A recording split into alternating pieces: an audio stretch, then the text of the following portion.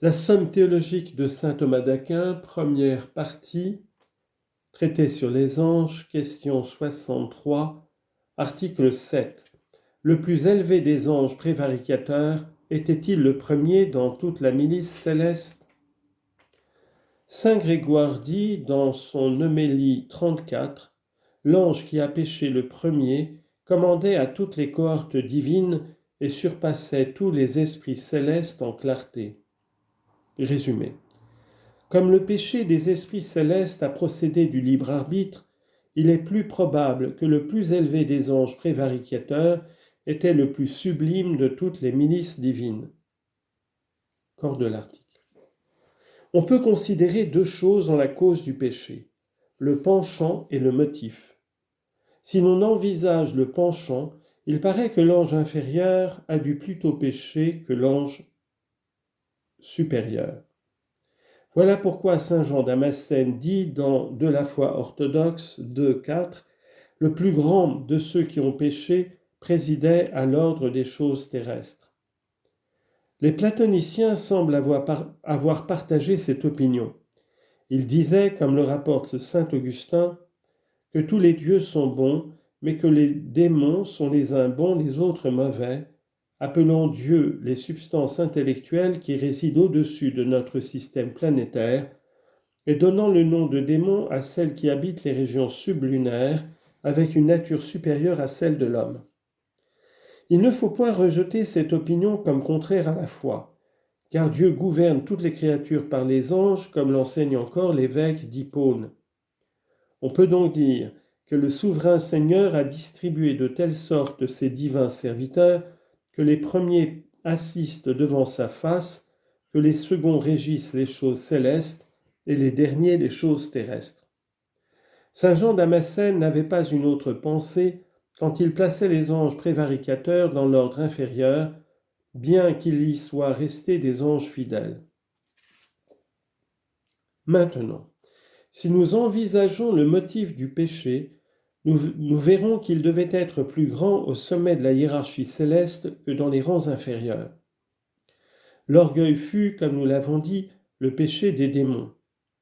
Quel est donc le motif de l'orgueil sinon la dignité, l'excellence qui allait s'élevant dans les cœurs angéliques? Voilà pourquoi saint Grégoire dit que l'ange prévaricateur était le plus élevé de tous.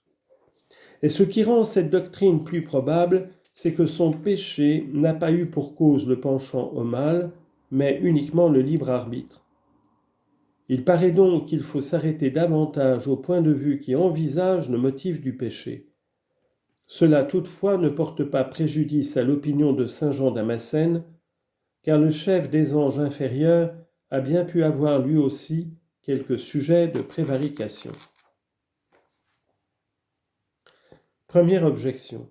Ézéchiel, chapitre 38, verset 14, lui dit, du plus élevé des anges prévaricateurs, « Chérubin qui étendais tes ailes pour protéger les autres, je t'ai placé sur la sainte montagne de Dieu. » Fin de citation. Or, l'ordre des chérubins est au-dessous de l'ordre des séraphins, comme l'enseigne saint Denis. Donc, le plus élevé des anges prévaricateurs n'était pas le plus grand de tous les anges. Réponse.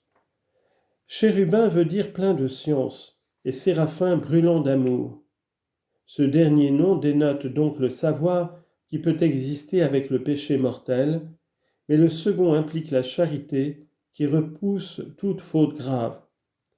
Voilà pourquoi l'ange rebelle n'a pas été nommé séraphin, mais chérubin. Deuxième objection. Dieu a créé la nature intellectuelle pour lui donner la béatitude. Si donc le premier des anges avait péché, les plans du suprême ordonnateur auraient été trompés dans la plus élevée des créatures, ce qui ne peut s'admettre. Réponse. Les desseins de Dieu ne sont trompés ni dans ceux qui font le mal, ni dans ceux qui font le bien, car il a prévu leur détermination future et sa gloire rayonne d'une égale splendeur, soit qu'il sauve les uns dans sa bonté, soit qu'il punisse les autres dans sa justice. Quand la créature intellectuelle, même la plus sublime, commet le péché, elle s'écarte de sa fin, voilà tout. Sa perte n'accuse point les plans du suprême ordonnateur, car il l'avait établie de telle sorte qu'elle pouvait, grâce au libre arbitre, diriger son action vers la fin dernière. Troisième objection. Plus l'être est porté vers une chose, plus il lui est difficile de s'en écarter.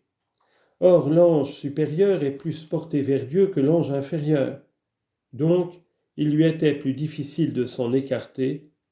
Donc, l'ange qui a péché n'était pas le premier de tous, mais un des derniers. Réponse.